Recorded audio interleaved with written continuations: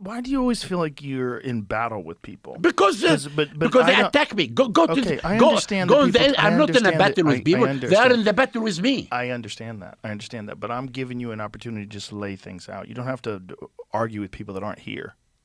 I'm not arguing. Fuck those people. I'm not arguing. I'm just telling the people. I'm just fascinated by the discovery itself. Okay. So what does it look like? On the long list of experts who have graced Joe Rogan's studio with their presence, this one ticks all the boxes. He doesn't know how to use the internet, he didn't bring any evidence, and he wants you to buy his book. But by far his biggest talent was his cigar smoking technique. Honestly, I've never seen a JRE guest completely own a cigar like this guy. The reason why this podcast was only 2 hours long was because by the time he'd finished his cigar, he was basically done and wanted to leave. Seriously, stick around because I made a little compilation for you with his best cigar moments, and it's nothing short of epic. Unfortunately, it seems like I was the only one who enjoyed this podcast because this guy got absolutely roasted in the comment section.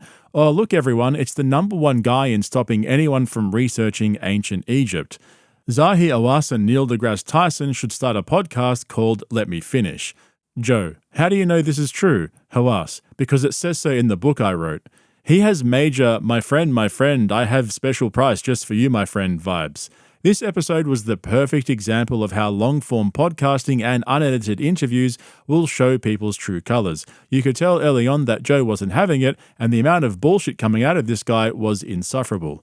See, here's the thing. For those of you who don't know, and it seems like that included Joe Rogan, Dr. Zahi is a staunch Egyptian nationalist. He's worked around the pyramids for over 50 years, and he clearly feels a sense of patriotism when it comes to the rich history of the pyramids. And if you watch JRE regularly like I do, you'll know that Joe's willing to entertain anyone who's got an interesting or controversial hot take about how they were built. Probably just because we know so little about how the ancient Egyptians were able to pull it off with such precision almost 5,000 years ago. So once they got through all the pleasantries, Dr. Zahi didn't waste any time in laying it all out for Rogan. Now, can I call you Joe? Please do. And you call me Zahi. Okay. Now, I do receive fan emails. You've received emails? Fan emails. About 50 a week. Some of them bad ones. Many people in America believe that you believe in aliens. Joe, if aliens build the pyramids, do they leave any? Do they shit sometimes? Aren't they going to shit? Maybe aliens don't shit. If they don't shit, are they Everyone going shits? to leave something on the ground? On the contrary, I give you the evidence.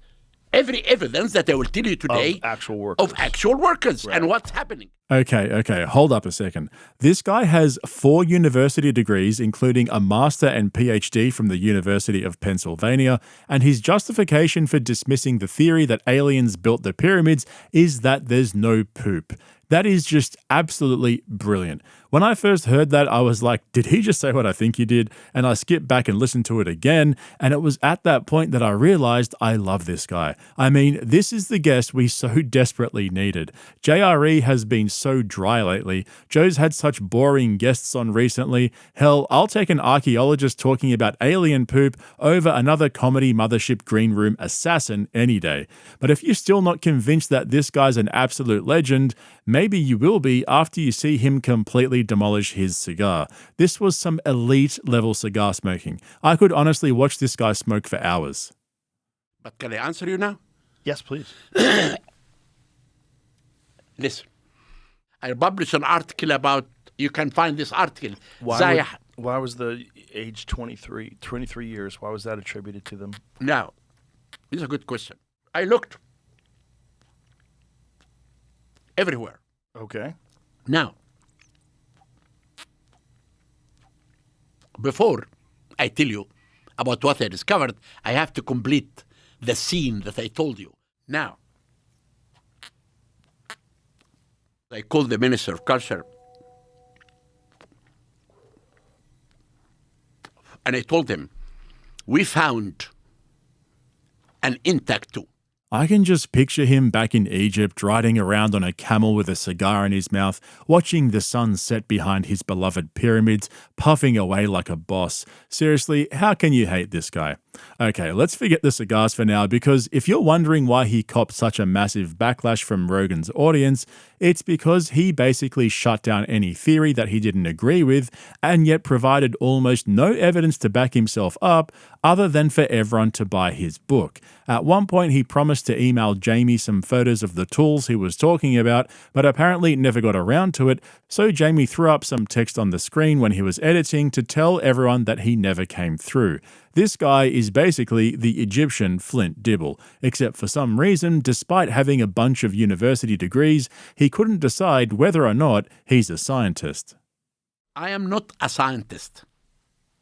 I took these techniques that they used and I gave it to expertise. Now I am again. I am not a scientist. Right. So why are you dismissing it though? I gave what they published to a scientist, and they said that's not true. Okay, but scientists are wrong all the time, particularly ones that are biased. I never heard of it, and I don't want to hear about it. You don't want to hear about it? No, why? Because there is no evidence. I am a scientist. Mm-hmm. I believe on what's written in front of me, and I believe of a scene that I can see. So you don't believe in ancient civilizations capable of advanced construction. Joe, you don't believe in aliens. Joe, you don't believe in carbon dating. I am a scientist. Oh. If you believe in something, write an article. I then I can read. But don't give me a theory. But the theory I have been debating Graham Hancock and Robert Bafal and John Anthony West, and I told them from the beginning, your theory will go with the wind. Yeah, it didn't take him long to go full hostile with Rogan, and it's funny because you could actually see the point where Joe realized that he was dealing with someone who had a political agenda. I'm sure Dr. Zahi is proud of his heritage, which he should be, and he's got honest and good intentions when it comes to educating the world about the pyramids, but he also worked in government positions for most of his career, even being appointed Minister of Antiquities in the Egyptian government at one point. So, it's kind of obvious why he's unwilling to entertain any theory of how the pyramids were built, other than the Egyptian people did it with their own tools over decades with tens of thousands of workers. The funny thing is, though, Dr. Zahi is quick to dismiss that aliens had anything to do with it, or some ancient advanced civilization such as the ones proposed by Graham Hancock, but he's more than willing to accept that there was some magic involved. This is where he completely lost Rogan. After this, it didn't take long for Joe to say his thank yous and wrap things up. I will tell you. You will tell me how it was built? Of course. Okay. How do you know? How do you know? How do you know? I found all the evidence of building the pyramid. We published a book, 1,000 pages. This book is the Bible of the pyramids of Giza Plateau. So you're saying that they took these stones, they waited for the flood season, they got these stones on rafts, they moved them down the river, they got them to the site. How did they get them 120 feet in the air? You know, again, this is the most important thing. This is the national project. Oh, I understand. It was very valuable to them. I just wondered what technology was used. No technology. Well, technology is tools. The huge wooden sledges. Huge wooden sledges. This is the only way that today we move huge stones. This is how my workmen moved 20 tons sarcophagus in a tomb. But if you believe in magic. I do, of course. You do believe in magic. Yeah. So you believe that someone could take someone's head off, put it back on. It's written. Okay, then it must be true. Yeah. All right. Yeah. What is this? Someone's going to kill a dove? I was just reading it. Apparently in the trick that he did it, he put the head on the other side of the room and made them come back together. He did it to a calf and a different animal also. But now, what really I want to tell you now... Well, that person's magic too. Maybe that person can make us a pyramid. What I want to show you, that I'm not a person... What do you think magic is? Magic is magic. What do you mean? Magic is? Well, how does it work? I have no idea. The belief of the afterlife built Egypt. Right. But they also had to have the understanding of engineering and construction and design. This was a national project of the No, whole I nation. understand it's a national project, but they have to have knowledge, You can right? talk about this pyramid if it exists alone. When you come to Egypt and you go through time, you will see that everything gradually. There is no gap for anyone to think something different than the belief of the Egyptians. Well, I don't think anybody's saying that. Oh, you have Well, maybe some people are. Maybe some people do. But, I mean, it's all the Egyptians. Obviously, it was in Egypt. I mean, it's the Egyptians that made it. Yes. It's pretty obvious. Okay. That just seems obvious. Then if you believe in Well, that, I'm I'm happy. I'm happy to hear this from you. Yeah. So I think when Rogan was talking about technology, Dr. Zahi thought he was alluding to some advanced technology from aliens or some advanced civilization that had traveled to Egypt. Rogan clearly just wanted to know what tools the Egyptians had that allowed them to wrangle all those massive stone blocks. But the whole magic thing is just weird. So apparently in ancient Egypt mythology, King Khufu was sad because he didn't know how he was going to build his pyramid and, prepare his tomb. So one of his sons told him about a magician who was able to cut off a man's head and then reattach it successfully. So the son got the magician to show his dad, the king, how he could do this with a goose, which subsequently came back to life after he reattached the head. And so the story goes that this was the magical prophecy that helped King Khufu build the Pyramid of Giza and fulfill his destiny, etc., etc. That's how far Dr. Zahi is willing to go to protect his theory that the Egyptians did everything themselves, even though he can't explain what tools they used or provide any evidence of how an ancient civilization were able to build the pyramids.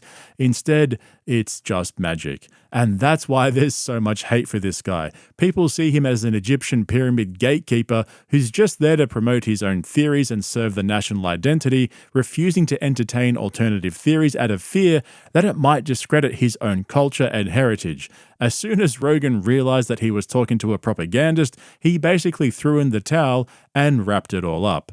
I still thought the whole podcast was entertaining, though whatever his views and theories are, you can't deny that this guy was funny as fuck. Anyway, make sure you subscribe to my channel here on YouTube as well as my main channel Podcast Cringe, and don't forget to hit the like button while you're here. Thanks for watching, guys. I'll catch you in the next one.